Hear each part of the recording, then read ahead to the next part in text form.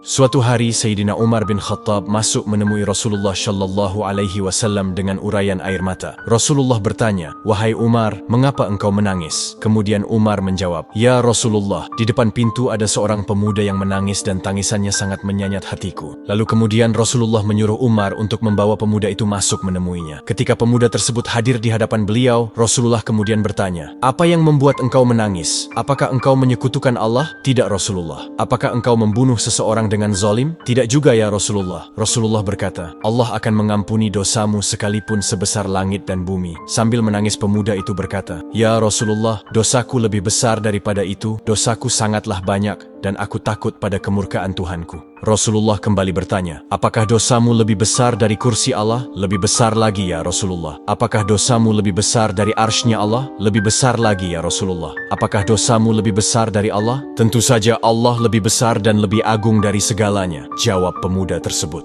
"Ya Rasulullah, aku adalah orang yang suka membongkar kuburan, dan sudah 7 tahun lamanya aku melakukan ini. Suatu ketika ada anak perempuan, Ansyar, yang meninggal dunia. Usai ia dimakamkan, aku membongkar kuburannya dan melucuti kain kafannya. Setan telah berhasil menggodaku sampai aku menyetubuhinya. Setelah itu aku meninggalkannya begitu saja. Namun mayat itu seolah-olah hidup kembali dan berkata, 'Tidakkah engkau takut kepada hukumannya kelak di akhirat? Engkau telah meninggalkanku dalam kondisi telanjang dan junub.'" Mendengar cerita tersebut, Rasulullah berdiri dan berkata, "Wahai fasik, enyahlah dari hadapanku. Tidak ada balasan yang pantas bagimu selain neraka." Pemuda itu keluar dari hadapan Nabi sambil menangis penuh penyesalan dan kecewa luar biasa. Ia berjalan menuju padang pasir tanpa makan dan minum bahkan tidur. Selama 7 hari, hari-harinya hanya diliputi dengan tangisan penyesalan. Hingga pemuda itu jatuh tersungkur tanpa tenaga. Ia berdoa, "Ya Tuhanku, aku adalah hamba-Mu yang berdosa. Aku datang kepada utusan-Mu agar bisa menolongku. Akan tetapi aku diusir dari hadapannya. Hari ini, aku datang kepadamu agar engkau mengampuniku dengan kasih-Mu. Namun jika engkau tidak mengampuniku, kirimkanlah api dan bakarlah diriku selagi aku masih hidup di dunia ini sebelum engkau membakarku di akhirat kelak." Tidak lama kemudian malaikat Jibril datang menemui Rasulullah dan berkata, "Wahai Muhammad, Allah menyampaikan salam kepadamu." Dan Allah bertanya, "Apakah engkau yang menciptakan makhluk?" Beliau menjawab, "Allah yang menciptakan diriku dan semua makhluk." "Apakah engkau yang memberikan rezeki kepada mereka?" "Tidak, hanya Allah yang mampu memberikan rezeki kepada makhluknya." "Apakah engkau yang menerima tobat mereka, atau engkau yang menghukum mereka atas dosa-dosa mereka?" "Maha suci Allah yang maha memberi pengampunan."